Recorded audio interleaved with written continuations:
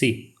तो आज हम जो प्रॉब्लम करने वाले हैं ये एक लिंक लिस्ट का प्रॉब्लम है एक्चुअली, और लिंक लिस्ट का प्रॉब्लम है insert a node at the tail of a link list. So ये वैसे एक्चुअली बहुत इजी क्वेश्चन है, फिर भी एज अ लर्निंग प्रोसेस मैं आपको बता रहा हूँ, है ना। तो इस क्वेश्चन में प्रॉब्लम स्टेटमेंट ये कहता है कि इम्प्लीमेंट अ फंक्शन, एक फंक्शन हमें इम्प्लीमेंट करना है insert node at tell, fine.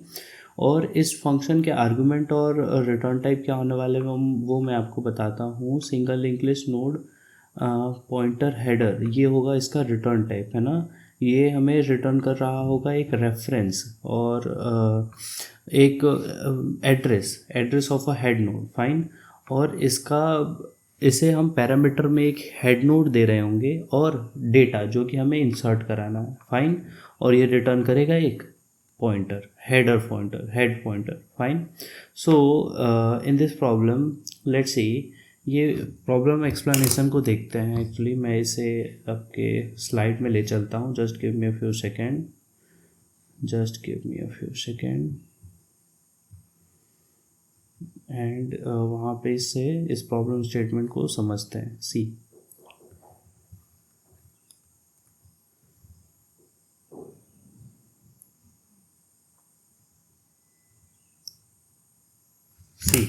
Actually ये जो प्रॉब्लम स्टेटमेंट है यहाँ पे ये कह रहा है कि आपको एक फंक्शन इम्प्लीमेंट करना है जो एक एक करके इन वैल्यूज़ को इंसर्ट करा रहा है लिंक लिस्ट में। So when inserting the first value, आपका लिंक लिस्ट कुछ ऐसा बन जाएगा 141 एंड रिप्रेजेंटिंग टू नल, है ना। और after inserting 302 at end of the link list, अभी हमारे पास सिर्फ एक ही नोड है ओवरऑल लिंक लिस्ट में।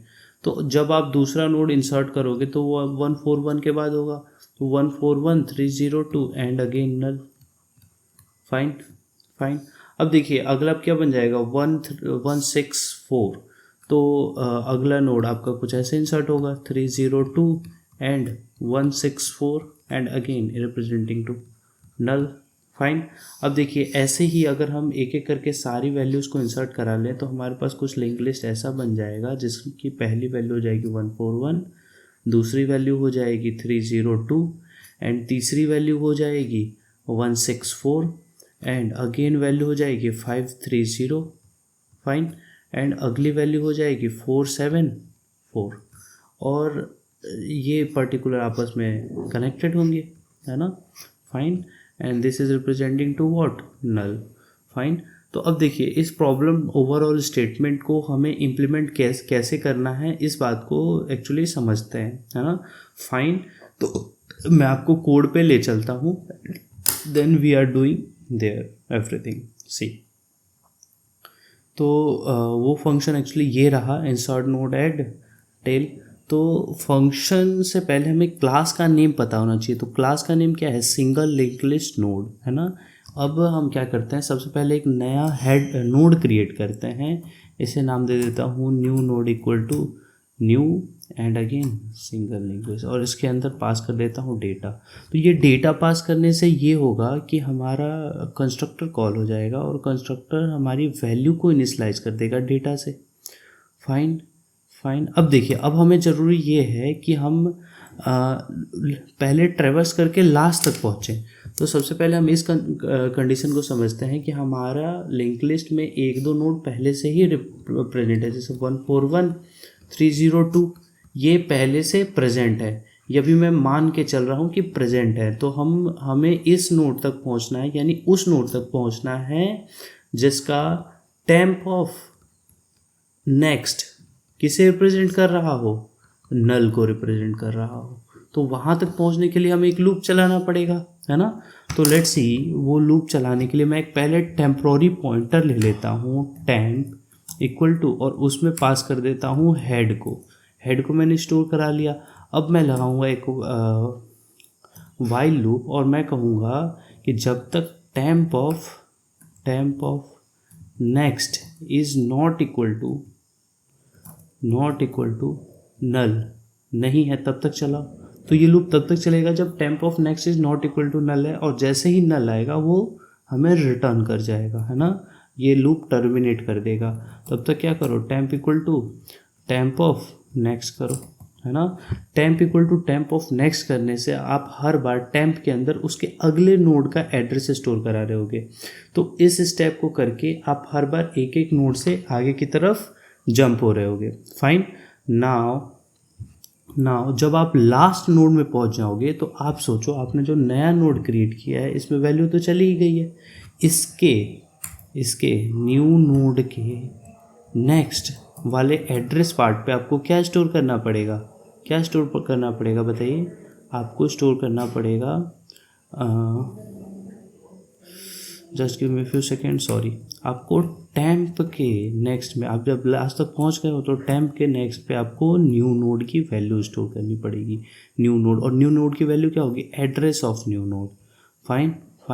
अब देखिए, और न्यू नोड के डेटा वाले पार्ट में आपका डेटा कंस्ट्रक्टर के थ्रू पास हो चुका है ऑलरेडी। फाइन। अब हम बात करते हैं कि वो केस जब आपके लिंक लिस्ट में एक भी नोड नहीं है। जब एक भी नोड नहीं है तब आपका हेड खुद में नल कंटेन कर रहा है, इसलिए ये लूप में एंटर ही नहीं होगा, है ना। तो इस केस में आपको रिलेवेंट आउटपुट नहीं मिलेगा। तो उसको हैंडल करने के लिए मैं एक इफ़ कंडीशन लगाता हूँ, और if head equal to null, अगर आपका हेड ही नल है तो क्या करो, आप न्यू नोड को ही अब नया हेड बना दो। जैसे हम ये लाइन लिखेंगे तो एक कॉपी कंस्ट्रक्टर कंपाइलर कॉल करेगा और हेड के अंदर क्या पास कर देगा? New node. तो न्यू नोड की सारी प्रॉपर्टीज़ किस में चली जाएंगी? हेड के अंदर। Fine, everybody get it. अब देखो, अब हम ऐसा करते हैं, आई थिंक ये कोड फिनिश हो गया। अब मैं इसे एक बार रन करता हूँ। सी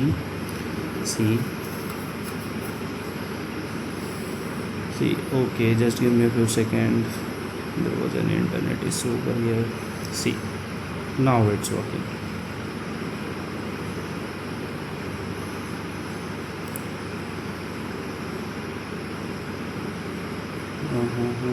What happened?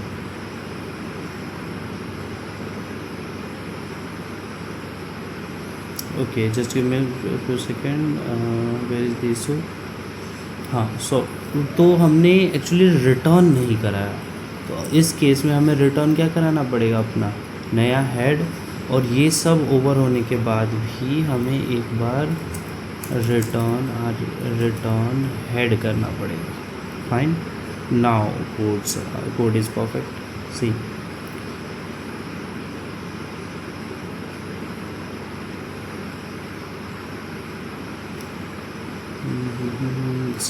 मैं इस कोड को सबमिट करता हूँ।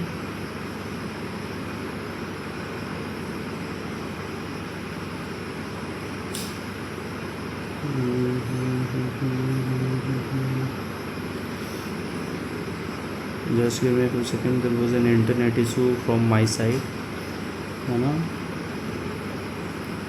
सी, हमारे सारे टेस्ट सक्सेसफुली रन हो चुके हैं, है ना।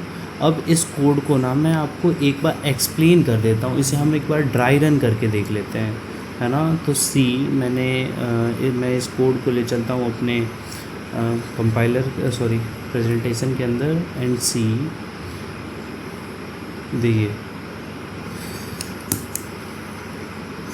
देखिए सबसे पहला लाइन हम इसे समझने की कोशिश करते हैं। फाइन। सबसे पहले लाइन में एक्चुअली हो क्या रहा है? एक नया नोड क्रिएट हो रहा है, न्यू नोड, और ये हो रहा है डायनेमिकली क्रिएट। सी, तो जैसा ही आपका ये कोड एग्जीक्यूट हुआ, एक कंटेनर बन जाएगा जिसके दो पार्ट होंगे। पहले पार्ट में आपका डेटा चला जाएगा, एंड फॉर सेकेंड पार्ट, आपके सेकेंड पार्ट में क्या चला जाएगा? नल। और ये नल क्यों जा रहा है? कंस्ट्रक्टर के थ्रू। फाइन। अगर आपको पता नहीं कंस्ट्रक्टर क्या होता है तो इसके लिए मैं एक डेडिकेटेड वीडियो बना दूंगा, आप डिमांड करना बस कमेंट में। फाइन।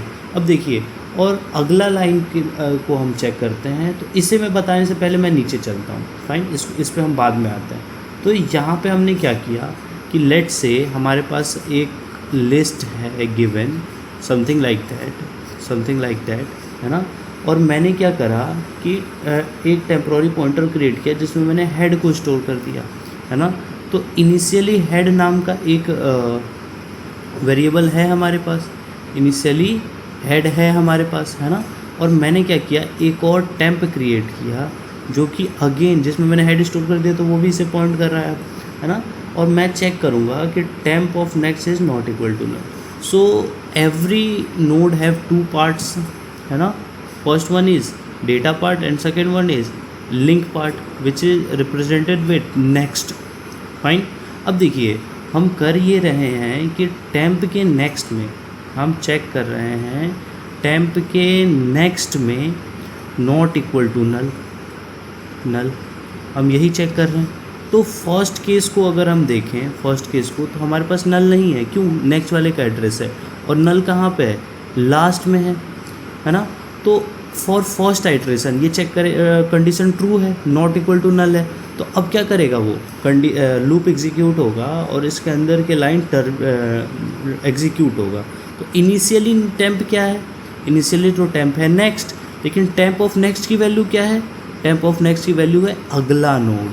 सो अगला नोड, तो अगला नोड जैसे ही टेम्प में स्टोर होगा, आपका टेम्प एक से जंप कर जाएगा क्या? ऑब्वियसली। तो टेम्प एक से जंप कर गया और दोबारा लूप का एग्जीक्यूशन यहाँ से स्टार्ट हुआ। अब यहाँ से लूप का एग्जीक्यूशन स्टार्ट हुआ, इसने वापस चेक किया temp of next is not equal to null, और यहाँ पे देखिए नॉट इक्वल टू नल है क्योंकि यहाँ पे कुछ वैल्यू है अभी भी। तो अगेन ये लाइन एग्जीक्यूट होगा, और ये लाइन एग्जीक्यूट होगा तो टेम्प हमारा कहाँ पहुँच जाएगा? यहाँ। फाइन। अब जैसे ही हमारा टेम्प यहाँ पहुँचा, जैसे ही हमारा टेम्प यहाँ पहुँचा, ये चेक करेगा temp of next equal to null, but temp of next equal to null है। अब जैसे ही टेम्प ऑफ नेक्स्ट नल हो जाएगा, जैसे ही टेम्प ऑफ नेक्स्ट नल हो जाएगा, वैसे ही ये लूप टर्मिनेट होकर नेक्स्ट लाइन में पहुंच जाएगा। अब नेक्स्ट लाइन में पहुंचा तो temp of next equal to क्या कर दो? नोड कर दो। तो अब टेम्प ऑफ नेक्स्ट में क्या कर दो? ये जो न्यू नोड हमने क्रिएट किया, लेट से इसका एड्रेस है लेट से समथिंग 2K, तो यहाँ क्या स्टोर कर दो? 2K, और ये नोड इससे हो जाएगा कनेक्ट। फाइन। ये नोड इससे हो जाएगा कनेक्ट, और उसके बाद रिटर्न कर दो हेड। हेड तो हमारा अभी भी इसे ही पॉइंट कर रहा है, तो आप क्या रिटर्न कर दो? हेड, है ना। अब स्पेशल केस की बात करते हैं जहाँ पे एक भी नोड ना हो। If head equal to null, तो इस केस में आपके लिंक लिस्ट में एक भी नोड नहीं होगा। तब हम क्या करेंगे? डायनेमिकली जो हमने क्रिएट करा है हेड, उसी में हम पास कर देंगे किसे? अपने नोड को, है ना। अब हमने हेड के अंदर ही पास कर दिया क्या? New node. हमने हेड के अंदर ही पास कर दिया न्यू नोड, और रिटर्न करा दे रहे हैं हेड को। तो इससे क्या होगा? न्यू नोड की सारी प्रॉपर्टी हेड के अंदर चली जाएगी। तो न्यू नोड के डेटा पार्ट में तो डेटा है ही कंस्ट्रक्टर के थ्रू, और सेकेंड पार्ट में क्या है? नल, ये भी कंस्ट्रक्टर के थ्रू। फाइन। अब देखिए आप चाहते हो कि ये जो हेड है ये इसका चेंज एंटायर दी कोड फ्लेक्सिबल हो, विजुअल हो, एंटायर दी कोड आपको दिखाई दे। तो इसके लिए आप क्या करोगे? यहाँ पे जो आपको रेफरेंस पास करना पड़ेगा। अब अगर आप रेफरेंस यहाँ पास नहीं करते, लेट से आप यहाँ पे रेफरेंस पास नहीं करते, तो क्या होता? तो आपका एक नया पॉइंटर क्रिएट होता जिसमें हेड की वैल्यू चली जाती, but you didn't want that. तो आपको क्या चाहिए? आपको रेफरेंस क्रिएट करना पड़ेगा यहाँ पे। इस वजह से तभी ये कोड फ्लेक्सिबल होगा, एंटायर दी कोड, ठीक है। तब ये चेंजेस आपके एंटायर दी कोड फ्लेक्सिबल होंगे। Getting my point? अब देखिए तो ये कोड को हमने कर लिया ड्राई रन। फाइन। तो इस कोड को हमने कर लिया ड्राई रन। तो अब मुझे लग रहा है कि आपको कोई डाउट नहीं होगा, है ना। सी, अब मैं